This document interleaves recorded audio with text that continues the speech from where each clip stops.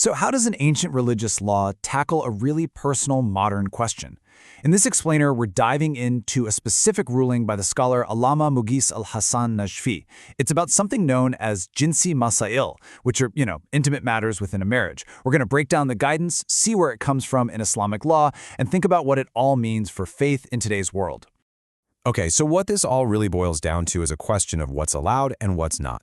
For people trying to live according to their faith, getting guidance from scholars is absolutely crucial for figuring out where that line is between what's okay and what's forbidden.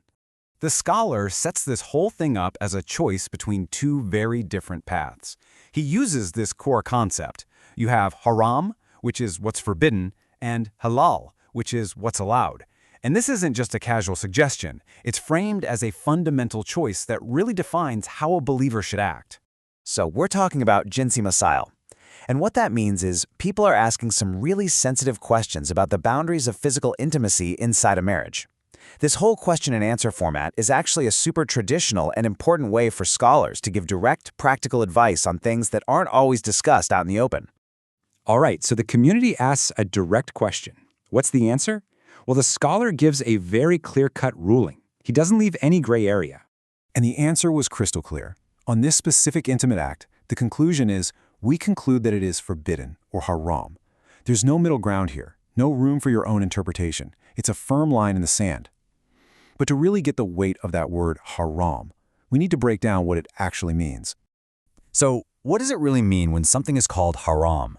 This ruling is built on two foundational pillars of Islamic law that pretty much guide a believer's entire life: halal and haram.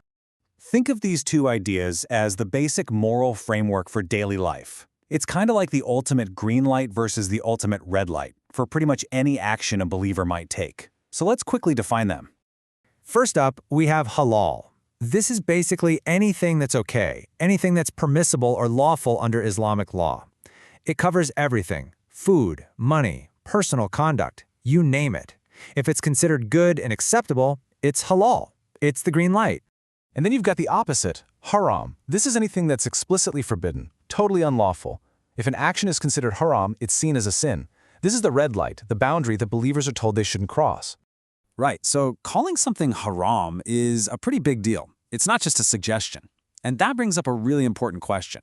Where does the authority to say that even come from? What's the basis for making such a final judgment?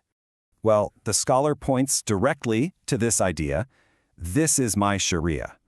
He's making it really clear that this isn't just his personal opinion. The ruling is based on his interpretation of Sharia. That's the whole body of Islamic law that comes from the Quran and the teachings of the Prophet Muhammad. And there's another really interesting detail here. The scholar brings up Pakistan. And that's super important for context, right? It tells us this isn't just some abstract universal declaration. It's a specific answer to a question that's coming out of the unique cultural situation and concerns of that particular community. Okay, so let's pull all these threads together.